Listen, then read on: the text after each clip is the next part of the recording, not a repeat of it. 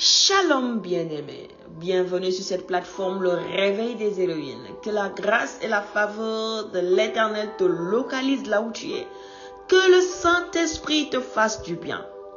Nous poursuivons notre thème sur l'héroïne dont il s'agit, la petite fille, la jeune fille esclave en captivité.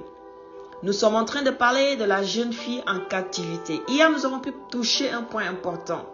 Au-delà des liens. C'est-à-dire, elle était en captivité, mais elle s'est surpassée au-delà de ces liens. C'est-à-dire, aucun lien ne l'a limitée. Donc, juste pour dire qu'elle n'était pas liée en fait. Si on est au-delà des liens, on n'est plus lié.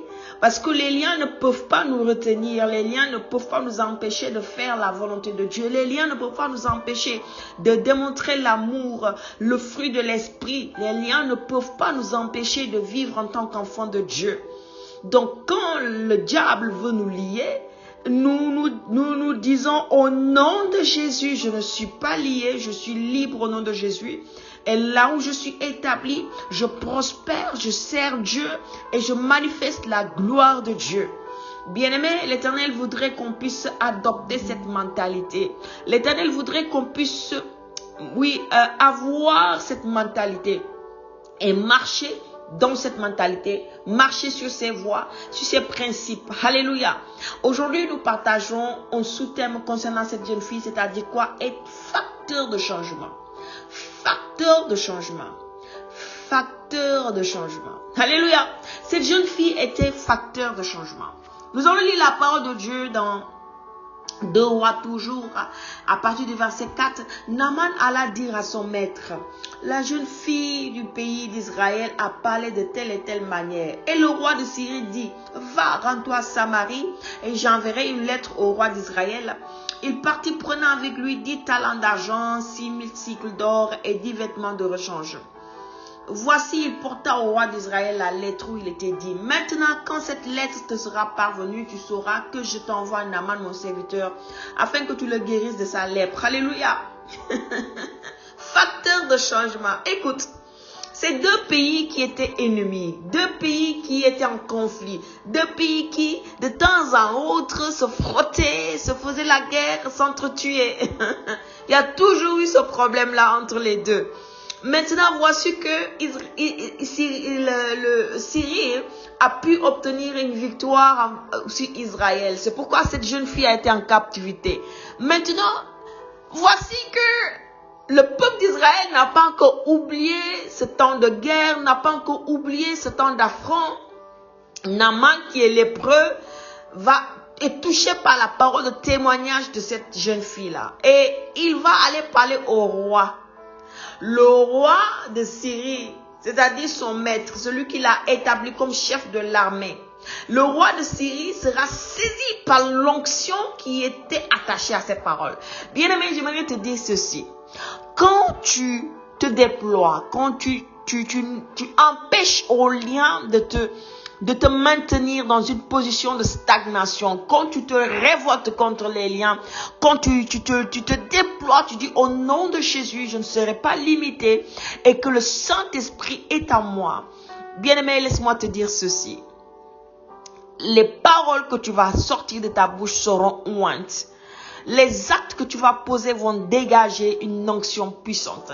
Voici que la jeune fille, la parole qu'elle a prononcée sur la vie de son maître en parlant avec sa maîtresse, elle a dit qu'il serait guéri s'il avait vu, s'il était auprès du prophète qui est à Samarie. Et voici que cette parole puissante, Naaman va encore la redire au roi de Syrie, la personne la plus haut gradée, plus haut placée du pays. Elle va entendre ces paroles et va dire, je crois en ce que cette petite fille a dit. Je crois au miracle. Mais attends, un peuple païen qui va aller chercher secours auprès des enfants de Dieu en Israël. Voici que le roi de Syrie va écrire une lettre au roi d'Israël pour lui dire de guérir son chef de l'armée, de guérir celui qui est venu vous combattre. Il écrit une lettre. Vous savez, On demande faveur à une personne avec qui on est en paix.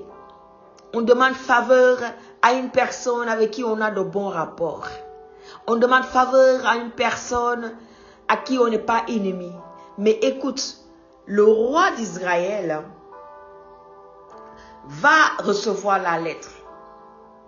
Et voici que, après avoir lu la lettre, verset 7, le roi d'Israël déchira ses vêtements et dit, suis-je un Dieu pour faire mourir ou pour faire vivre, qui s'adresse à moi afin que je guérisse un homme de sa lèpre? Sachez donc et comprenez qu'il cherche une occasion de dispute avec moi. Écoute ceci. Parce que c'est deux pays ennemis, deux pays en guerre. Et le roi, par amour pour son serviteur, son chef de l'armée Naaman, va écrire une lettre humblement.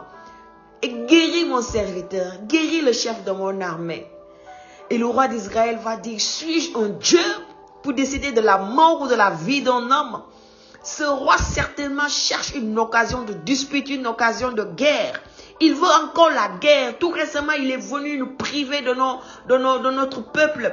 Voici maintenant, il veut revenir chercher une occasion de guerre. Il déchira ses habits. Et cette parole arriva aux oreilles d'Élisée. Et Élisée va dire, mais qu'est-ce que j'entends parler de là? Et on lui explique la situation. Il a dit, ah, qu'on me l'envoie. Ce qu'il cherche, c'est moi qui l'ai entre mes mains. Qu'on me l'envoie. À cause d'une simple parole, de quelques mots, cette petite fille, cette jeune fille a changé l'histoire d'une destinée, d'un peuple et de deux peuples. Voici que ceux-là qui étaient venus détruire le peuple d'Israël vont venir chercher la solution en Israël à cause de la parole d'une petite fille, d'une jeune fille qui ne s'est pas méprisée, qui n'a pas laissé les liens l'étouffer. Écoute, elle est devenue un facteur de changement. Elle est devenue un facteur de changement de destinée.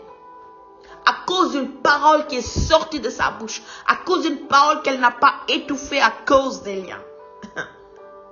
Voici que Naaman va aller rencontrer Élisée et sa vie va changer à jamais. Et voici un témoignage qui va aller jusqu'en Syrie de la puissance de Dieu. Un témoignage de la puissance de Dieu va aller jusqu'en Syrie. Et Naaman sera reconnaissant à l'Éternel, au bien qu'il lui a fait.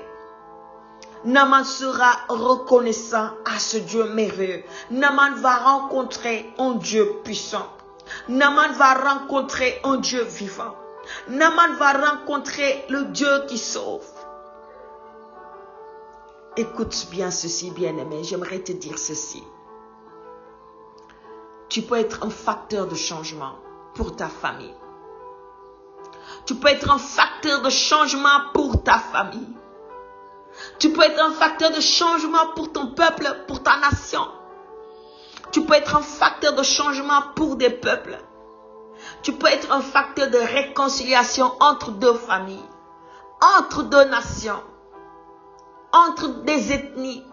La jeune fille était ce facteur de bénédiction, de changement et de réconciliation. Parce que imagine-toi, quelqu'un qui cherche à te combattre, tu lui accordes la guérison par tes prières. Tu invoques Dieu pour le secourir. Tu lui portes main. Tu l'aides quand il est fatigué. Tu lui donnes à manger. Et la parole de Dieu va nous dire, quand ton ennemi a faim, donne-lui à manger. Quand il a soif, donne-lui à boire. Bénissez et ne maudissez point. Ceci est un témoignage de l'amour de Dieu. L'amour de l'Éternel, l'amour du Dieu d'Israël, l'amour de Dieu que nous servons, l'amour de Dieu que les enfants de Dieu ont pour Père. Écoute, j'imagine un peu la vie de Naaman. Même s'il y avait une occasion de guerre et que le roi de Syrie lui dit, mobilise l'armée et va combattre Israël. Il va dire, non, je ne peux pas combattre Israël. Parce que tout récemment, j'étais en captivité de la lèpre. Et j'allais mourir dans cette lèpre. Mais grâce à ce peuple, grâce à leur Dieu puissant, grâce à ce prophète, j'ai été guérie. Parce qu'une petite fille a parlé à mes oreilles. Parce qu'une jeune fille a eu l'audace de se déployer au-delà des liens. A eu l'audace de se lever au-delà des liens. Et de proclamer une parole puissante. Bien-aimé, sache une chose. Tu peux aller au-delà des liens. Tu peux faire au-delà des liens.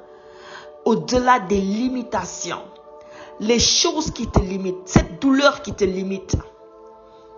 Ce rejet, cette maladie, cette honte, ce sujet, cette situation douloureuse, peu importe là où tu te trouves, tu peux aller au-delà de la dépression, tu peux aller au-delà du manque, tu peux aller au-delà du célibat, au-delà de telle et telle chose, au-delà de la maladie, au-delà de toute situation, comme cette jeune fille qui était privée de père, mère, soeur, frère, patrie, qui était privée de sa culture, de ses coutumes, de ses croyances.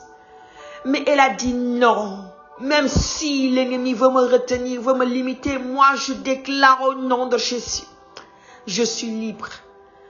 Des fois, tu peux te trouver dans un endroit où adorer Dieu est difficile, où servir Dieu est difficile. Mais tu ne te laisses pas intimider par les situations, par la situation, par les circonstances. Tu te déploies et tu dis au nom de Jésus, je ne suis pas limité. Et tu manifestes le fruit de l'esprit et tu permets au Saint-Esprit d'investir en toi et le don précieux qu'il va utiliser pour sauver des vies, pour sauver des Naaman, pour sauver des Naaman, pour sauver des peuples païens tels que Syrie, pour toucher des rois. Alléluia. Le Seigneur veut te faire du bien. Et le Seigneur veut que tu disposes ton cœur. Le Seigneur veut que tu disposes ton cœur. Il veut te visiter. Il veut que tu saches que cette situation ne doit pas être au-delà de ce qu'il a mis dans ta vie. Mais que toi, tu dois savoir que ce que Dieu a mis en toi doit être au-delà de ce que tu traverses. Le Saint-Esprit est avec toi. Et j'aimerais proclamer quelque chose sur ta vie au nom de Jésus-Christ de Nazareth. Tu déploies tes ailes et tu n'es point limité par cette situation. Je proclame la paix et la joie.